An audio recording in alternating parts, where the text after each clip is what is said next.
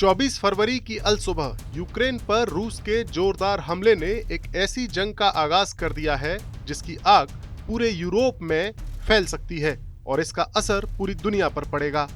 इस जंग की पटकथा उसी दिन लिख गई थी जब रूस के राष्ट्रपति व्लादिमीर पुतिन ने यूक्रेन के पूर्वी हिस्सों को आजाद देश के तौर पर मान्यता दे दी थी। 21 फरवरी की रात पुतिन का ऐलान यूक्रेन के एक अलग देश होने के अस्तित्व पर भी सवाल उठाता था और इसे पुतिन के एक अखंड रूस के सपने के तौर पर देखा गया, जिसे वो यूक्रेन को सबक सिखाने के बहाने साकार करना चाहते हैं। तो सवाल है कि क्या है अखंड रूस का पुतिन का वो सपना जो वो यूएसएसआर यानी सोवियत संघ के उन टूटे हुए टुकड़ों पर खड़ा करना चाहते हैं जिसका अस्तित्व 30 साल पहले ही खत्म हो गया था। आखिर क्या था सोवियत संघ और कैसा था उसका रुतबा जो पुतिन फिर से हासिल करना चाहते हैं। सोवियत संघ के बनने और बिखरने की 70 साल की इस कहानी में ऐसे कई मुकाम आए थे जिसमें दुनिया रूस की ताकत के सामने हिल गई थी।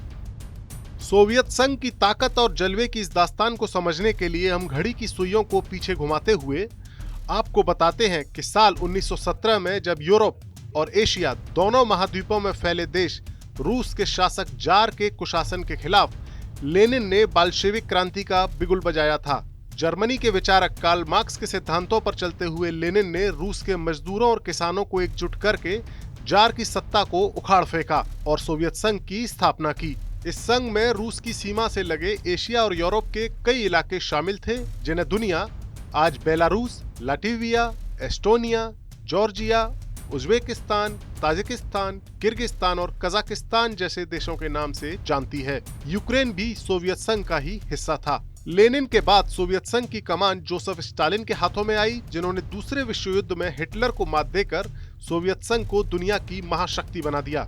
दूसरे विश्व युद्ध के बाद सोवियत संघ एक और महाशक्ति अमेरिका और उसके सहयोगियों के साथ कोल्ड वॉर का हिस्सा बना और एक ऐसा दौर शुरू हुआ जो 1990 तक चला। सोवियत संघ के लीडर बदलते गए लेकिन दुनिया के हर कोने में सोवियत संघ ने अमेरिका की ताकत को चुनौती दी। अमेरिका और सोवियत संघ की कोल्ड वॉर अंतरिक्ष तक पहुंची और रूस ने 1961 में यूरी गागरिन को पहला अंतरिक्ष यात्री बनाकर पूरी दुनिया को चौंका दिया। अमेरिका के पड़ोसी मुल्क क्यूबा में परमाणु मिसाइलें तैनात करके दुनिया को तीसरे विश्व युद्ध के मुहाने पर पहुंचा दिया। यही नहीं, वियतनाम युद्ध में सोवियत संघ ने अमेरिका की ऐतिहासिक हार में अहम भूमिका निभाई, लेकिन अमेरिका ने अफगानिस्तान में इसका बदला लेकर सोवियत संघ की कमर तोड़ दी। अमेरिका के साथ होड़ में सोवियत संघ की इकोनॉमी कमजोर होती गई और 1980 के दशक में हालात बदलते चले गए। अमेरिका के प्रेसिडेंट रोनाल्ड रीगन और ब्रिटेन की पीएम मार्गरेट थैचर की जोड़ी ने हथियारों की होड़ को अंतरिक्ष तक पहुंचा दिया, जिसकी बराबरी करने में सोवियत संघ की इकोनॉमी ढह गई। साल 1991 में सोवियत संघ के अंतिम प्रेसिडेंट मिखाइल गोर्बाचेव ने सोवियत संघ के विघटन का ऐलान कर दिया और इसके साथ ही रूस के साथ जुड़े हुए वो देश आजाद हो गए जो सोवियत संघ का हिस्सा थे।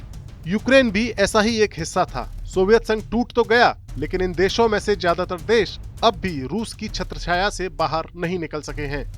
बेलारूस और कजाकिस्तान जैसे बड़े देशों में अब भी पुतिन के सहयोगियों की ही सरकार है। साल 2014 तक यूक्रेन भी पुतिन के ही साथ था, लेकिन उसने यूरोपियन यूनियन और नाटो के साथ जुड़ने का मन बनाया और पुतिन के गुस्से का शिकार बन गया। जाहिर है, सोवियत संघ के टूटने के 30 साल बाद भी व्लादिमीर पुतिन उसकी अखंडता को फिर से कायम करने की कोशिश में जुटे हैं, जिसका खामियाजा यूक्रेन को भुगतना पड़ रहा है। कोरोना धर्म नहीं देखता, जात नहीं देखता, अमीर गरीब ऊंच नीच नहीं देखता। कोरोना सिर्फ मौका देखता है, लेकिन आप उसे मौका मत दीजिए। बस इतना कीजिए, जब कभी दफ्तर से बाजार से घर लौटिए तो इतना ख्याल जरूर रखिए कहीं आपके साथ कोरोना आपके घर तो नहीं जा रहा। भूलिए मत, कोरोना अभी जिंदा है।